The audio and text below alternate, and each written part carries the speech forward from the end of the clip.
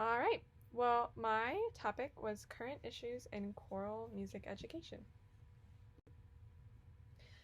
The way that I decided what the, hot topics were, I looked at publications only published in 2020 to 2021.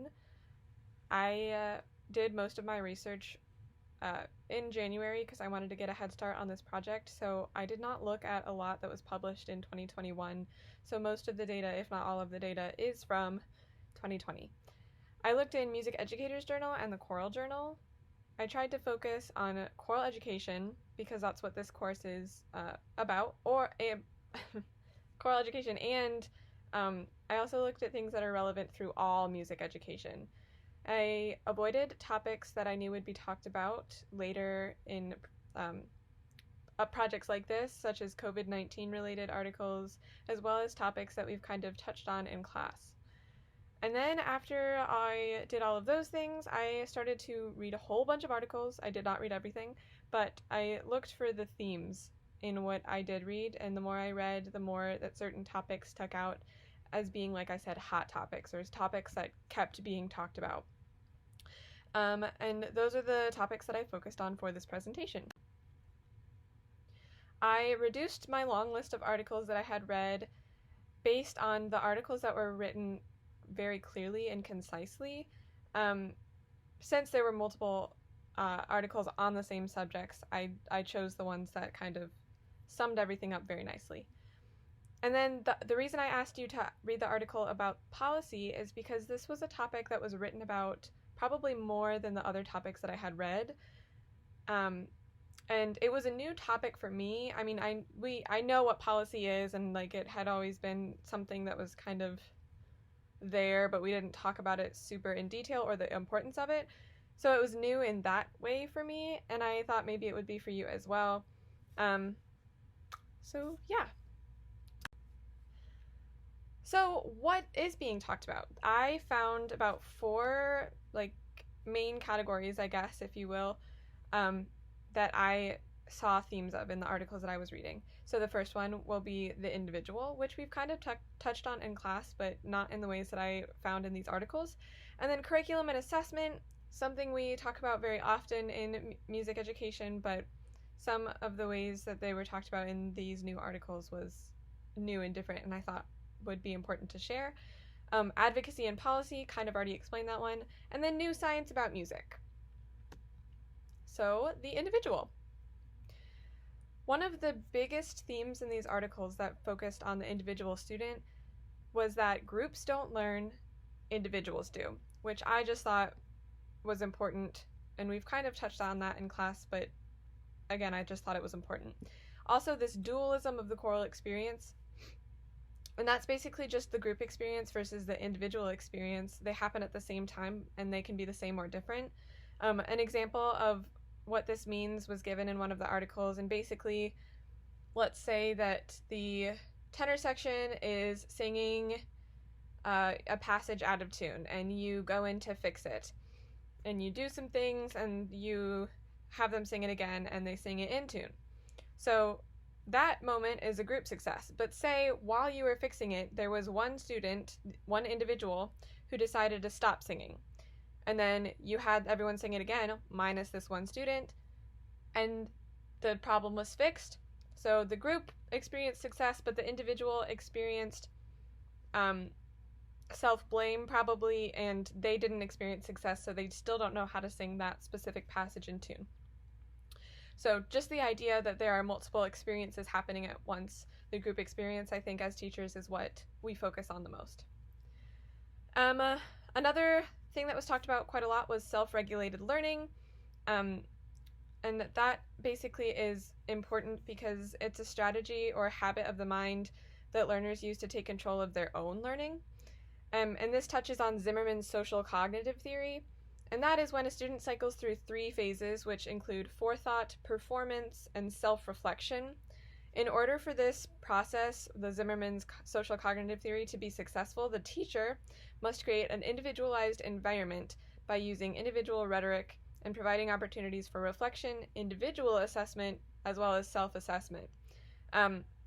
And so some of the ways that instructional rhetoric can influence this environment is through rhetoric, in other words, like the specific way you talk, the gestures that you use, whether you use eye contact or not, and proximity, which just means how close or far away you are from, if you tend to stand closer to the sopranos all the time, that communicates something.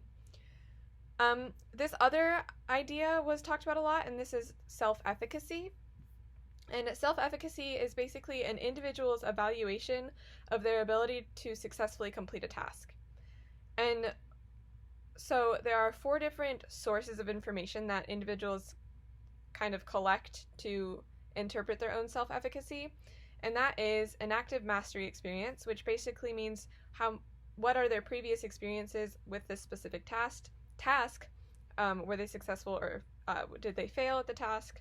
And then the next one is vicarious experience, which is one's own abilities compared to a peer.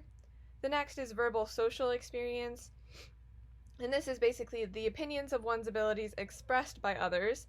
And then the last one is psychological and affective states, and this is how interested one is in the task, how engaged they are. All of the different articles that I read gave great activities and games to use to help develop these kind of ideas and environments in your own classroom. Continuing on, there were a lot of articles about the individual as the teacher, and kind of the theme that brought these together was being a resilient teacher. I focused on only one article because I thought it was a topic that was super important, but a topic that I have never heard anyone talk about before. So that's what I'm going to focus on here. Basically, music educators often disagree on, various things, and that often leads to someone being shamed or feeling shame. So the different things that we can and do feel shame about is you trying to emulate your own teacher, your variety of expertise, basically what are the levels and ways you can teach? Is it a variety, or are you pretty stable in only one category? Your ensemble size, your personal musicianship, public displays of work, in other words, different performances that you may do with your students, the impact of performances on teacher assessment, and your philosophy and methodology.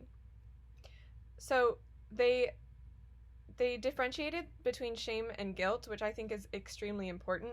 So shame is that we believe we are bad, and guilt is we believe our behavior is bad or could be improved upon. So it's super important to point that out because we are not inherently bad. Yes, maybe we can improve upon some behaviors, but it's not that we are bad. So shame and self-efficacy. Again, self-efficacy is kind of like the theme in the individual, both in the student and in the teacher. So if we often feel and experience shame, it can lead to low self-perspective, which inevitably affects the way that we treat and teach our students. Continuing on, this brought up shame resilience theory. So again, this idea of the resilient teacher came about. And this is just basically resilience is the ability to recognize shame, move through it, and grow from it. And there are 4 steps to this theory. It's to recognize the shame as a feeling and know what caused it. Practice critical awareness, which basically means know how the outside world and society affected your shame. Reach out to others, and then speak your shame, communicate your feelings and needs. So the article ended by just inspiring you to be empowered and knowing your shame, knowing the difference between shame and guilt and which one you should be feeling, and also helping others know and not shaming others because they have a different opinion or a different idea. So to be resilient in this way. These are my sources for the individual, both the student and the teacher. Continuing on, we reach our next hot topic, and this is curriculum and assessment.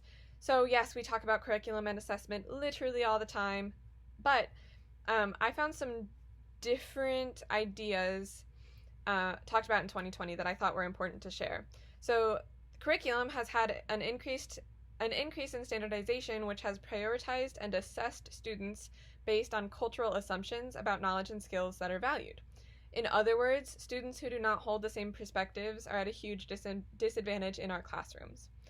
The ways that these ideals can be reinforced, in other words, the ways that we assess and teach based on cultural assumption and the way that we reinforce knowledge and skills that should be, quote, I'm doing quotations, but you can't see me, quote, valued, can be through our content, what we teach, our pedagogy, how we teach, and assessment. What are the things we are assessing on, and how do they reinforce cultural assumptions? So it goes on to talk about the 5 steps toward equity, and those are basically start with musical content and experience and not the outcome, which I think we've also touched on in class as well. Use culturally informed materials and resources. I read a whole article that was about cultural appropriation versus cultural appreciation and the importance in knowing the difference.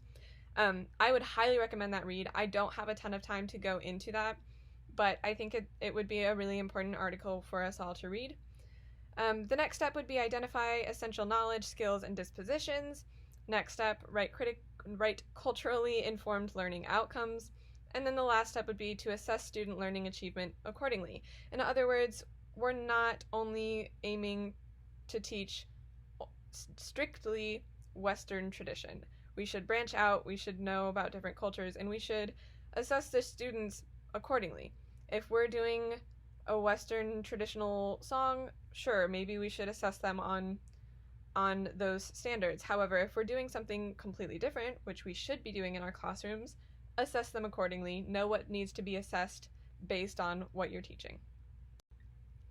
Continuing on, there is the idea of language literacy being included in different classrooms and not just, our language arts and or English classes.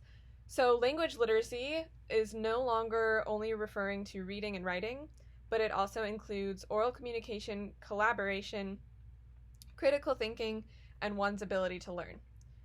Similarly, music literacy is also branching out and no longer means traditional way to notate tonal and rhythmic patterns, kind of what we were touching on in the last slide. So some ways that you can integrate language literacy into our performance classrooms could be to do a quick write, which is what it sounds like. You may have like a prompt on the board that the students need to quickly jot down an answer to and turn in. The next idea is think, pair, share. Again, it's exactly what it sounds like. Again, have a prompt or something on the board. The students take a moment to think about their answer, then they pair up with a partner and talk about their different answers, and then they share it with the class. How are you and your partner's answers different? How are they the same? And things like that. The next idea would be reflections. This could be group reflections, self-reflections, all of those types of reflections. And that would be a great prompt to do right after a concert, or just if you've been working on a piece of music for quite some time and you want to see how the students feel they are doing on that particular piece as an individual. Have them write a reflection. The next idea was integrated projects, and this kind of goes hand in hand with the rest of the bullets, so I'm just going to read those. The next one, music and multimedia world. This is referring to podcasts or radio shows about music. And then resources and partnerships. So basically, reach out to your English and language arts teachers, know what they're talking about, know how you can kind of integrate this language literacy idea into your classroom in a helpful and productive way.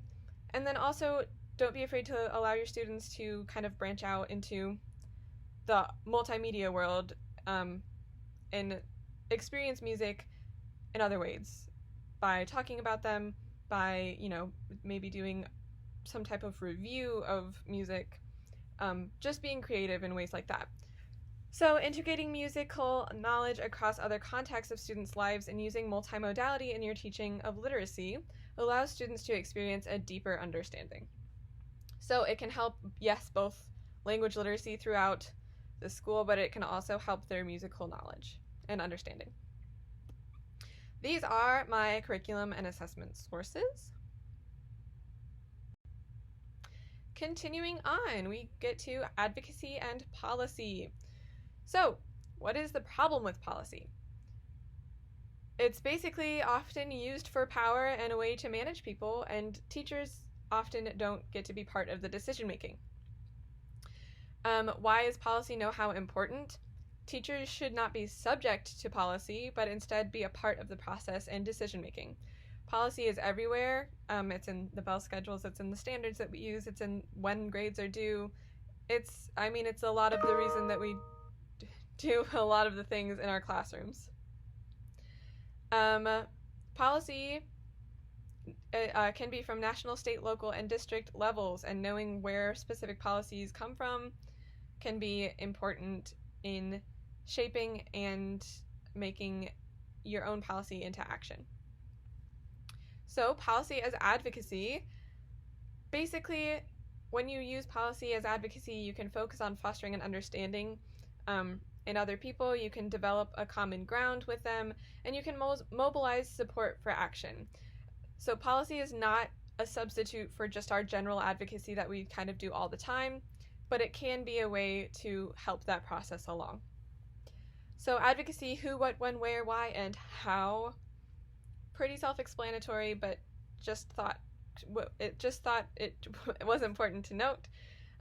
Who? Us, obviously, the music teachers of the world. We are the ones who are advocating for our own programs. What are we advocating? We're advocating to create an awareness and to educate others about the importance of our different programs. When are we advocating? All the time, at every opportunity that we have. Where are we advocating? Everywhere. Again, every opportunity that we have. Why are we advocating? We are advocating to keep music in students' lives. And how are we advocating? One of the most important ways of the how is to know who holds the power. And when you do bring about your advocacy, be solution-oriented. Don't bring a problem if you don't have a way to kind of back it up with a solution. So moving on to the next bullet, secondary school participation, advocating for enrollment. Some of the different things that contribute to student enrollment can be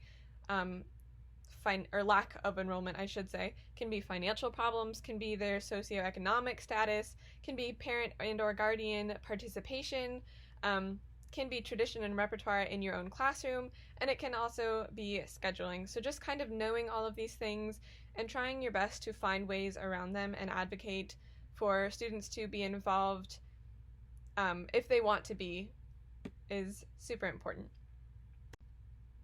Here are my advocacy and policy sources. Again, there were so many articles on policy. These were just some of the few that I had found. Moving on to our last hot topic, we come to new science in music. So I read two different articles that I thought were intriguing to me. The first one was Biochemical Power of Choral Singing. There was a lot of science in this article, and I cannot claim to have understood all of the super scientific particulars of the study. But what I did understand, this is just a quick quote, the act of choral singing generates a complex web of social, emotional, psychological, and physiological factors that generate these biochemical benefits. So some of those benefits include choral singing increases SIGA levels, and that basically means that choral singing can ramp up your first line of immune defense. So it's healthy for you. Cortisol levels, or the I don't know what it's called. The thing that handles your stress and anxiety, those levels increase due to performance, but they decrease due to rehearsal experience. So this just basically says your stress and anxiety goes down in rehearsals, but it can go up due to performance anxiety. So this is just a reminder that performance anxiety is a really real thing for a lot of students, and it's important to kind of talk with your students and help them find healthy and effective coping mechanisms for that. So this article also talks about using data-driven approach as advocacy, so using these super scientific facts and using them to advocate for your program is a way to advocate and can be important and can also be effective in getting through to administration and people that you need to get through to. So the next article that I read was Yoga for the Choral Ensemble. Um, this was just an article that I was interested in, and I thought that a lot of you might be as well. Um, so the article basically was talking about yoga voice, which is a 21st century pedagogical approach that uses 8 limbs of traditional yoga practice, including spiritual disciplines, physical postures, meditation, and breathing practices, as well as vocal pedagogy to empower and increase singers' self efficacy. So, again, this idea of self efficacy is brought back and the importance of it in the choral classroom. The article offers an intro to techniques for this approach. I unfortunately do not have time to go into that, but it was interesting to read. Um, I like reading about the new scientific things that the choral experience can have on a person's life. So I thought I would share these with you. There were more, but I did not have time to share them with you for this presentation. But here are the 2 sources. Highly recommend the read if you're interested. And finally, we have our 4 questions. So the first question, which of the following is not a hot topic right now? The second question, what is self-efficacy? The third question, which of the following is not a way cultural assumption can be reinforced in your classroom? And the fourth question, why is policy important? And that is my presentation. I hope you all enjoyed. Thank you.